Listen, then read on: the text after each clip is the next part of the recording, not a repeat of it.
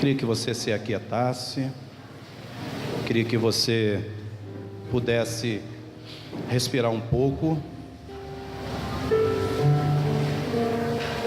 Creio que os louvores amaciaram bem o nosso coração. O Espírito Santo se faz presente neste lugar e a palavra será ministrada. E eu queria que você ouvisse muito bem. Como eu falei lá no começo, nós, no mês de maio, os evangélicos, nós comemoramos o mês da família. E hoje eu queria trazer uma palavra para a família. Eu queria trazer uma palavra, uma reflexão para nós pais e mães, para os nossos filhos, para a nossa família como um todo, e querendo chegar a essa conclusão: a igreja é o exterior do interior de nossas famílias. Eu acho que você passou aí, meu filho. Volta lá no primeiro, por favor. Vai. Aí, a igreja é o retrato dos nossos lares. Muitas vezes, queridos, nós queremos uma igreja avivada, queremos uma igreja forte, queremos uma igreja alegre, mas dentro de casa nós estamos vivendo em verdadeiras batalhas.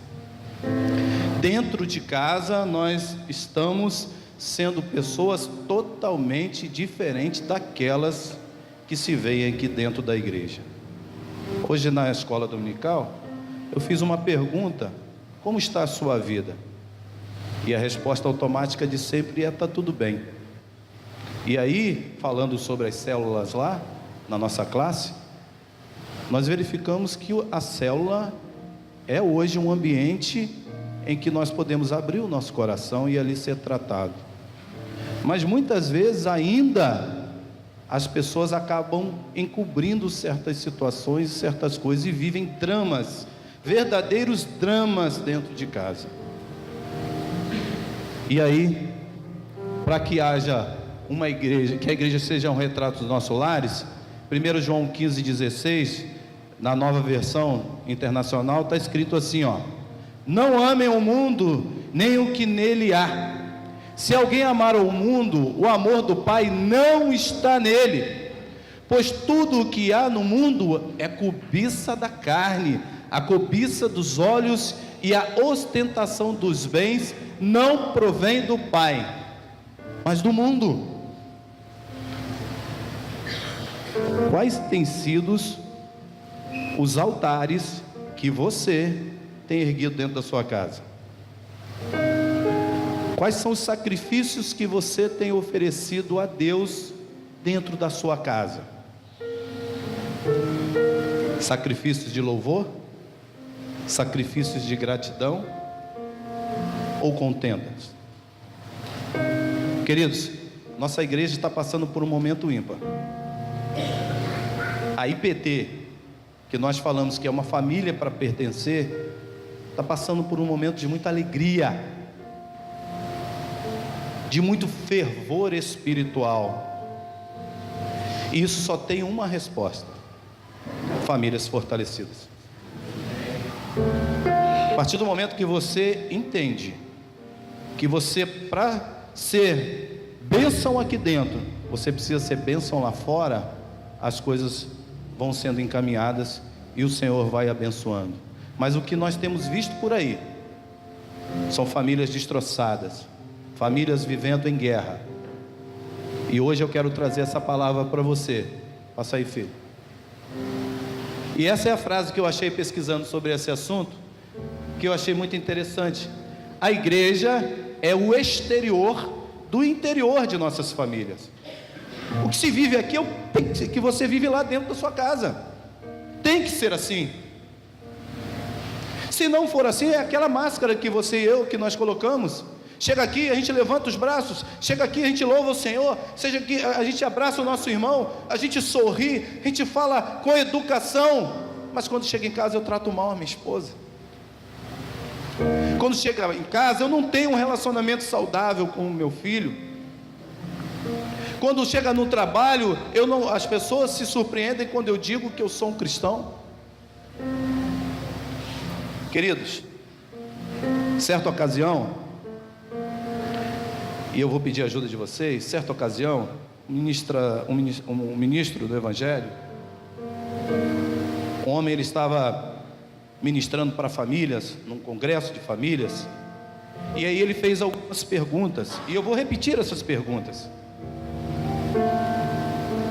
E essas perguntas são para que eu e você, e eu me incluo como o primeiro da fila, que nós possamos refletir para quanto anda a nossa casa diante de Deus. E as perguntas foram as seguintes, vou perguntar devagar, e ver se você por acaso se encaixa em alguma delas. Primeira pergunta que ele fez foi: como está a nossa comunicação dentro de casa? Marido, esposa, pai, mãe, como está a nossa comunicação?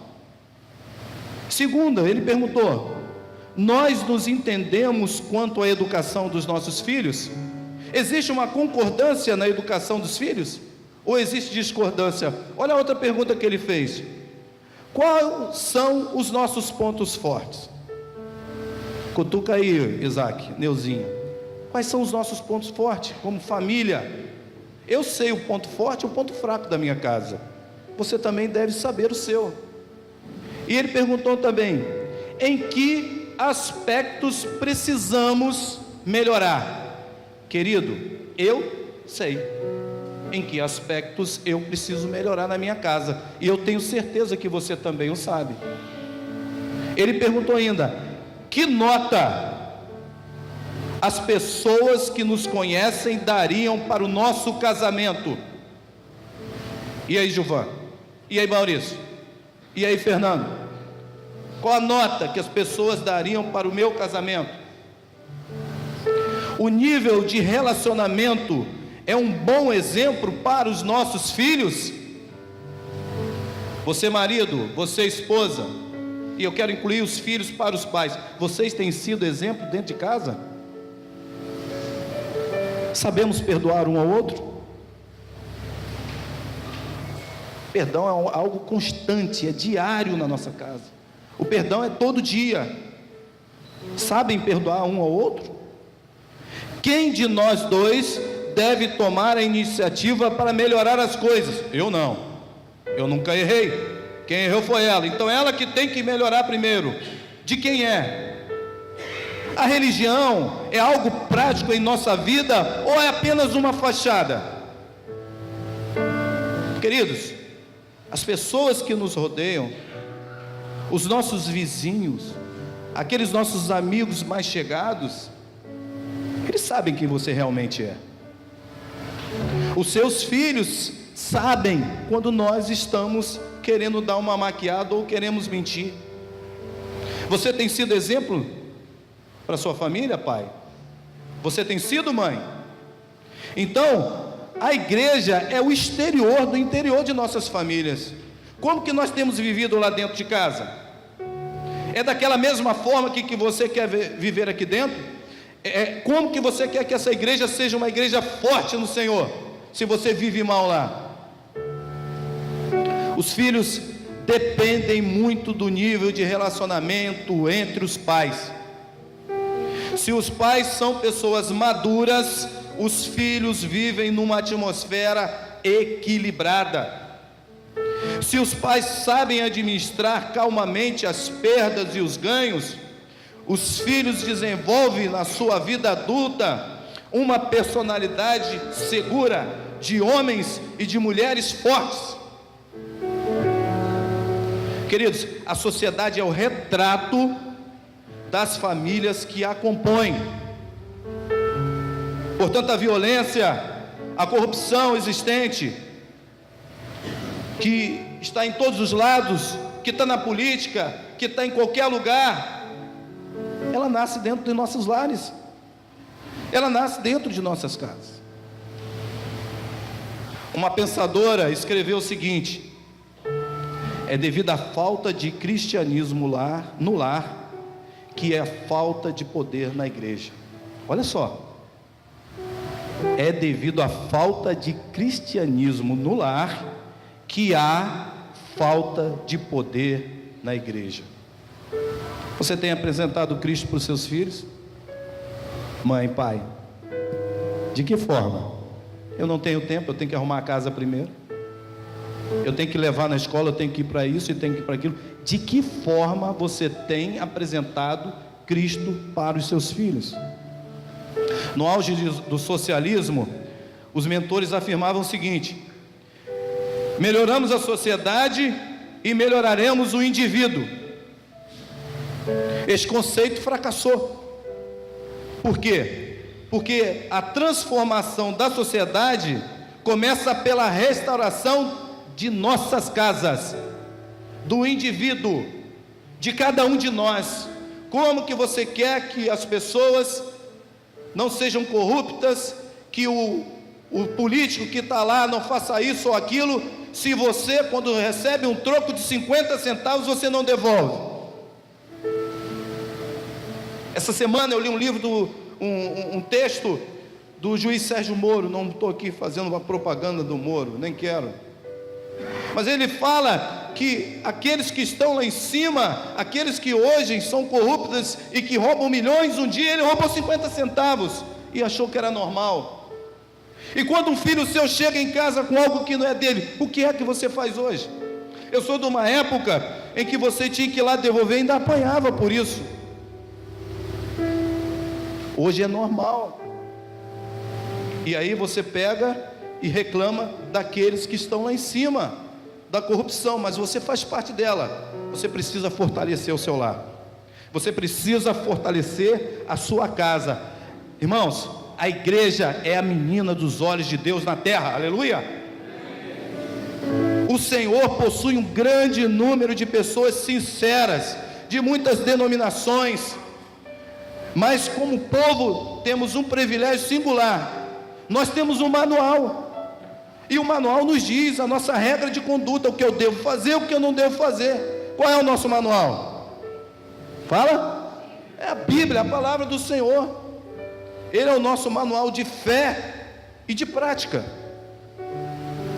Então, tenha sempre à mão essas palavras maravilhosas que são ditas, escritas pelo Senhor, por homens como nós, que foram escritas, mas o Senhor que os inspirou. Queridos, o processo de restauração da família começa pelo casal.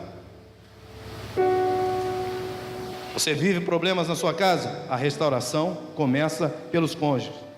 Mas a fidelidade conjugal não é suficiente. Há casais que são fiéis até a morte, e mesmo assim vivem desatentos e desentendendo-se. A fidelidade deve-se acrescentar outros ingredientes vitais para o casal: solidariedade, paciência, compreensão, perdão, diálogo, comunhão com Deus. Pode futucar ela aí, Isaac. O Isaac fica futucando Neuza. Nos umbrais dos nossos corações deveria estar escrito o seguinte: não saia da vossa boca nenhuma palavra torpe, e sim unicamente o que for de boa edificação, conforme a necessidade, e assim transmita graça aos que ouvem. Está lá em Efésios 4:29. O que é que você tem falado para as pessoas que estão dentro da sua casa? De que forma você tem se comunicado com os seus filhos? Como que você tem tratado um ao outro, querido? Quando essas coisas não são praticadas, os cônjuges são tentados a lançar mão de algumas estratégias. Vê se você concorda comigo. Muitas vezes eles, dentro de uma relação marido e mulher, eles utilizam algumas coisas, tipo chantagem emocional. Aí o cara olha para ela e fala o seguinte: se você não fizer o que estou pedindo, eu vou embora. Está rindo? Olha outra coisa, armadilhas de culpa. Ele fala o seguinte: olha, como você pode fazer isso comigo depois de tudo que eu fiz por você? Olha só, eu tenho certeza que ninguém nunca falou. Existe barganha também, existe revelação divina. Olha só, a revelação: Deus me diz que você deve fazer o que eu estou te pedindo. Olha só, existe a barganha que diz: se você não fizer o que estou pedindo, eu não vou pagar as contas. Então, existe humilhação, existe por força, existe várias formas de se tratar dentro de casa. Mas eu queria ainda pedir que você olhasse para aqui e lesse comigo. É o seguinte: o retrato de uma igreja abençoada passa por famílias abençoadas. E aí eu quero que você leia comigo aqui o Salmo 128, de 1 a 6. Diz assim, já está aberto aí, né? Como é feliz quem teme ao Senhor, quem anda em seus caminhos. Você comerá do fruto do seu trabalho e será feliz e próspero. Sua mulher será como videira frutífera em sua casa, seus filhos serão como brotos de oliveira ao redor da sua mesa. Assim será abençoado o homem que teme ao Senhor. Que o Senhor o abençoe desde Sião, para que você veja a prosperidade de Jerusalém todos os dias da sua vida, e veja os filhos dos seus filhos. Haja paz em Israel, amém? O retrato de uma igreja abençoada passa por famílias abençoadas. O Salmo 128, ele nos ajuda aí. No mundo em que vivemos, ter uma família feliz, ter uma família abençoada, para muitos é algo como encontrar um pote de ouro no fim do arco-íris, algo improvável. Queridos, é possível sim termos famílias abençoadas. No Salmo 128, um quadro salta aos nossos olhos pela beleza. É uma família abençoada. Nossa família é nosso tesouro, nossa maior riqueza é a nossa família. Toda vez que nós estamos numa reunião de oração, ou quando entregamos um papelzinho para alguém, algum visitante, quando ele coloca os pedidos de oração, quase que 100% ele fala da família, ele pede pela família. E aí, número 1, qual é o papel do esposo? O esposo é o líder da casa, meu irmão. Nessa relação, você é o sacerdote. Nessa relação, Deus te confiou a educação muitas vezes.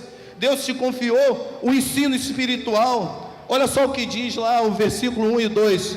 Como é feliz quem teme ao Senhor, quem anda nos seus caminhos. Você comerá do fruto do seu trabalho e será feliz e próspero. Esse texto parece iniciar como uma contradição, né? Feliz o que teme. Mas na verdade, não é uma contradição, e sim uma condição. Temer a Deus é respeitá-lo, é seguir os seus ensinos, e isso é fundamental para termos uma família abençoada. Queridos, você quer ter uma família abençoada? Tema ao Senhor, no nome de Jesus. A passagem bíblica começa dirigindo-se ao homem, ao pai, ao marido. É compreensível que assim seja, porque ele é o chefe da casa, é o sacerdote do lar. É por ele que tudo começa. Se o homem não ocupar esse lugar, as possibilidades que tudo corra bem caem dramaticamente. Quantos lares que foram desfeitos e que não têm a figura paterna, certo? Resulta em crianças, em filhos e filhas com dificuldades de relacionamento, com dificuldades na sua vida adulta. A paternidade, a figura do homem dentro de casa, a figura do pai, do sacerdote, daquele que ensina, que protege e que traz o pão para casa, ela é muito importante na nossa família. De acordo com uma pesquisa realizada pelo Instituto Barna, quando uma criança se compromete com uma igreja, há 2% de chance do restante da família acompanhá-la. Olha só que dado importante. Quando uma criança se compromete com a igreja, há 2% de chance de toda a família se comprometer. Mas isso sobe para 17% quando a mulher se compromete com a igreja. Quando a esposa, quando a mãe resolve e é chamada pelo Senhor e se compromete com a igreja, 17% desses lares, eles também vão para a casa de Deus. Mas esse número cresce assustadoramente quando essa decisão é do marido, é do pai. Ela vai para 93%. Quando o homem, você pai, você marido, quando você recebe o chamado e você atende, 93% dos lares se rendem ao Senhor, porque você é o sacerdote. Isso foi dado a você, essa responsabilidade é sua. Creia, o homem precisa temer a Deus e andar nos seus caminhos. Maridos, quando Cristo governar a nossa alma, então teremos condição de governar as nossas casas. Amém, homens? Glória a Deus. Em segundo lugar, esposas. Esposa é a alegria da casa. A parte A do versículo 3 diz o seguinte: a sua mulher será como videira frutífera em sua casa. Oh, bênção, é bênção, a mulher é bênção lá em casa, oh Deus. Em seguida, o Salmo compara a mulher a uma videira frutífera no interior da casa. Para os hebreus, a videira era, em primeiro lugar, o símbolo da alegria, porque produzia vinho o ano inteiro. Em segundo, algo que se espalhava devido a essa característica da planta. E em terceiro, uma planta delicada, mas muito resistente. Assim é uma mulher de família, é uma mulher das nossas casas, são nossas esposas. A mulher virtuosa é a alegria da casa, mas a mulher insensata produz insatisfação no lar. E quando o vinho vira vinagre. Mas olha só o que diz Provérbios 12:4: a mulher exemplar é a coroa do seu marido, mas a de comportamento vergonhoso é como câncer nos seus ossos. Queridos, a nossa ajudadora, a nossa esposa, a parte mais delicada dessa relação, ela deve ser tratada com todo carinho, com todo amor, com todo respeito. Queridos, eu vou dizer uma coisa aqui de testemunho próprio. Os maridos que os seus filhos serão, depende da forma que você trata a sua esposa. Você respeita a sua esposa, a mãe deles? Você quer que o seu filho seja um bom marido? Você quer que o seu filho seja um bom esposo? Você quer que o seu filho seja um bom pai? Trate bem sua esposa. Da mesma forma as meninas. Vocês filhas, qual tem sido o exemplo da sua mãe para vocês? Como ela tem tratado o seu pai? É com ignorância? É com desleixo? Conversando com o Cris outro dia, né? E Cris falando sobre, vamos embora, tem que sair lá na Paraí. Ela ajeita, ela vê se tá abotoado, se eu estou cheirosinho. Fala, para aí, amor, calma aí. Ela fala, não, a responsabilidade do cuidado do marido é da esposa. Se você encontra o cara desleixado, a culpa é minha. Esposas, estejam atentos aos seus maridos, cuidem dele, dê atenção, dê carinho.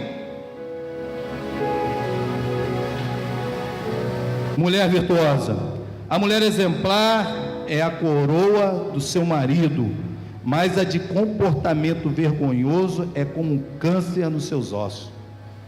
Isso é forte. Como que você tem tratado a sua casa? Como que você tem tratado o seu esposo? Os biógrafos de Abraham Lincoln dizem que a maior tragédia da sua vida não foi o assassinato, mas o seu casamento. A esposa do presidente, senhora Mary Todd Lincoln, era desequilibrada e desrespeitosa. Ele preferia passar longas horas em reuniões, porque não tinha o prazer de voltar para casa. Não existia alegria no seu lar. Queridos, quero dar um testemunho também, outro testemunho aqui, desculpa. Minha família não é exemplo, mas qualquer tempinho que nós temos, a gente corre para casa. É maravilhoso estar na minha casa. Eu gosto de estar em casa. Meus filhos gostam de estar em casa. Seus filhos não gostam? O seu esposo não gosta de estar em casa? Ele fica arranjando desculpa para estar fora de casa? Ele fica arranjando desculpa para estar longe? Todo dia ele tem reunião? Todo dia ele tem algo para fazer fora de casa? Querido, você como esposa e vocês filhos precisam tomar uma decisão. de sentar e de conversar. Uma palavra final para as esposas diz o seguinte: vocês olhem bem, as videiras, embora produzam um fruto tão nobre, precisam de apoio, de suporte. Seu caule não se sustenta sozinho. Do mesmo modo, para que realizem a sua missão, mulheres, vocês irão precisar de apoio dos seus maridos. Família é algo do Senhor, meu irmão. Marido, esposa, sejam unidos. Terceiro lugar, os filhos, futuro da família. Parte B do versículo 3 diz que seus filhos serão como brotos de oliveira ao redor da sua mesa. Olha que bênção. O salmista compara os filhos às plantas de oliveira ao redor da tua mesa.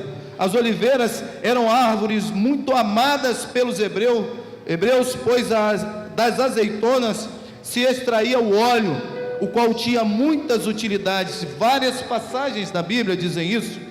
Além disso, essas árvores se tornaram famosas por sua longevidade.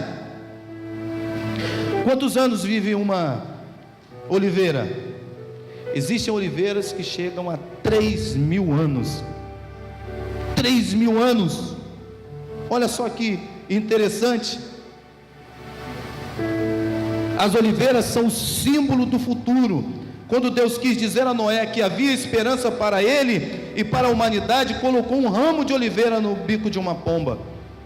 Os jovens são a esperança da família, os jovens são a esperança da igreja, os jovens são a esperança da sociedade, mas para isso é preciso que eles convivam com pais, com pessoas que lhe deem atenção, que lhe dê amor, que lhe dê carinho e que lhe deem responsabilidades. Só desse modo a chama da fé poderá ser transmitida, e por isso que no Salmo os filhos são comparados a plantas das oliveiras ao redor de nossa mesa, ou seja, na presença dos pais, convivendo com os pais, valorizando e aprendendo em família. Amém, igreja? Hoje é difícil vermos nas gerações, essas gerações, um convívio mais acalorado. Hoje, quando você chega na porta da escola e abraça o seu filho e beija, ele acha que é mico, ele tem vergonha.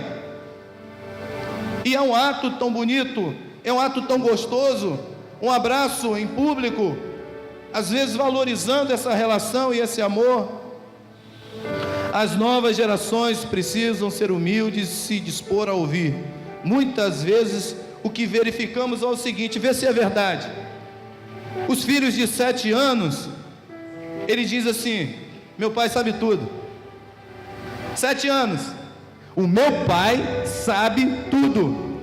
Quando ele dobra essa idade, quando ele tem 14 anos, Wesley, ele diz assim, ó: parece que meu pai se engana a respeito de certas coisas.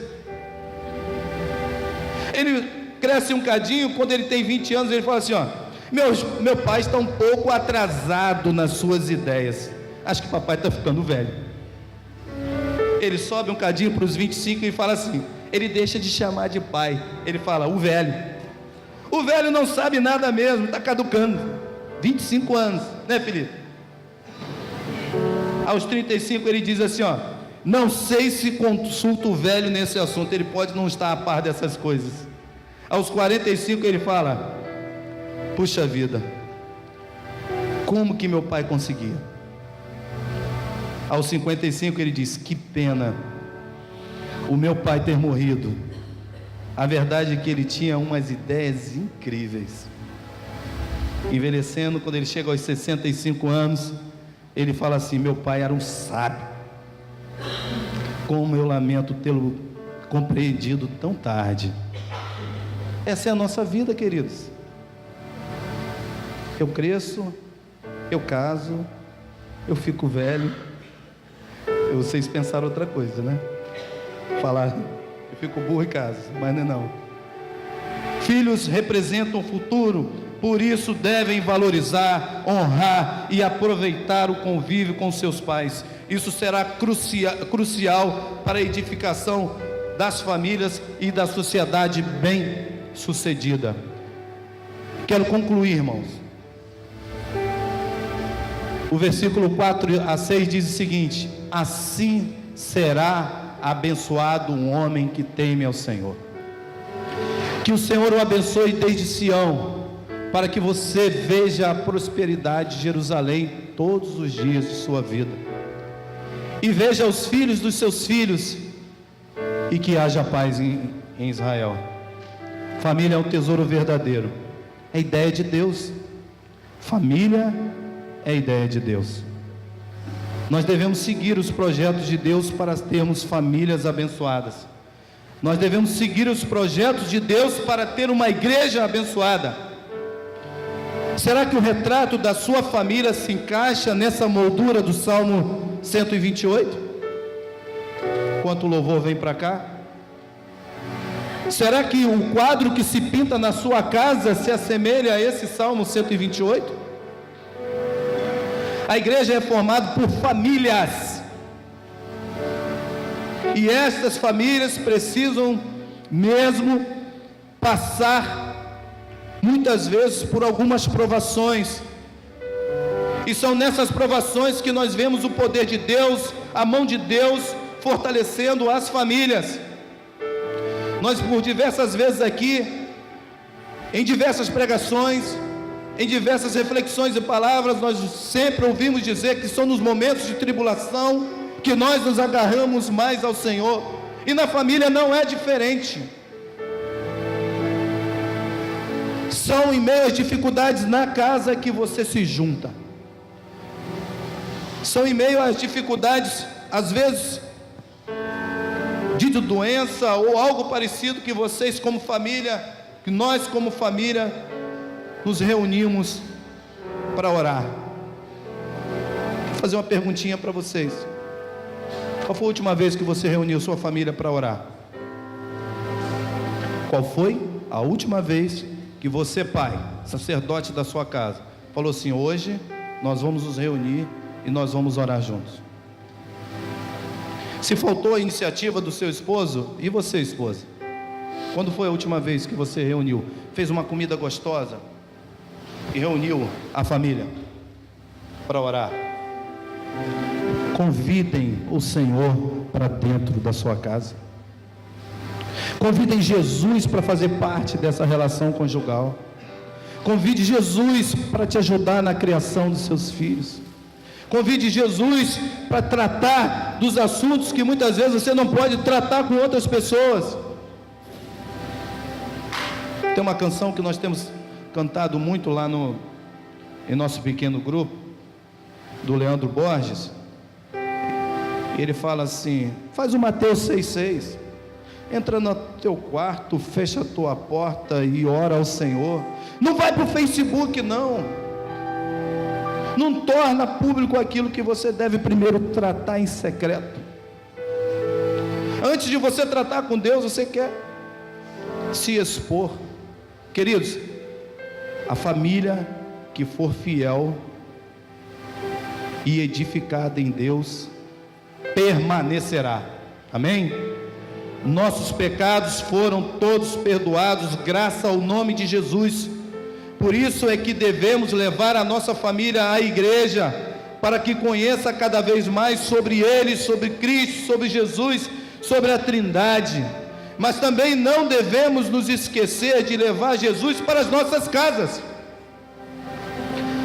pois o Senhor quer fazer parte da nossa vida e abençoar os nossos lares. Somente fazendo da igreja uma extensão do lar, e vice-versa, teremos força para permanecermos firmes até o fim. Amém? Você quer ter uma família abençoada? Amém? Você quer ter um casamento abençoado? Amém? Você quer ser um pai ou uma mãe abençoada? Amém? Creia no Senhor, se agarre ao Senhor, coloque o Senhor como primeiro na sua vida, coloque o Senhor Jesus como aquele que pode resolver todas as situações, Quantas famílias estão com filhos fora da igreja? Às vezes é o marido. O que você tem feito para mudar essa situação? Vamos orar? Queria que você se colocasse de pé.